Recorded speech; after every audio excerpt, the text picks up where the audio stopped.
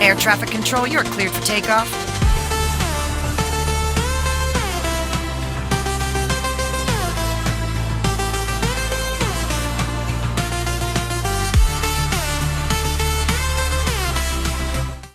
बाळाच्या जन्माचा आनंद साजरा होत असतानाच एका दुर्दैवी घटनेनं अलिबाग जिल्हा रुग्णालय परिसरात शोककळा पसरली आहे.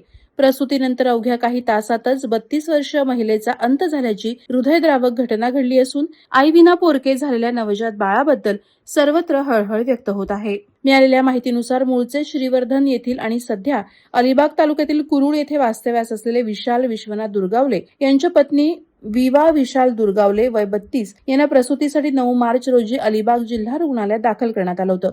11 मार्च रोजी पहाटे सुमारे 2च्या सुमारास विवा यांनी गोंडस बाळाला जन्म दिला. सुरुवातीला प्रसूती सुखरूप झाल्याचं सांगण्यात आलं आणि संपूर्ण कुटुंबात आनंदाचं वातावरण निर्माण झालं.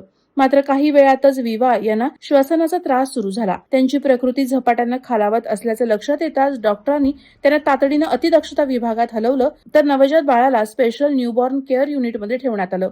मात्र प्रकृती सुधारणा न झाल्याने 12 मार्च रोजी सायंकाळी 7:45च्या सुमारास विवा दुर्गावले यांची प्राणज्योत मालवली. 2 वर्षांपूर्वी विवाह झालेल्या या दाम्पत्याच्या आयुष्यात आलेल्या पहिल्या अपत्याचा आनंद मातेच्या अकाली अंतानं हिरावून घेतला. या घटनेमुळे कुटुंबावर दुःखाचा डोंगर कोसळलाय.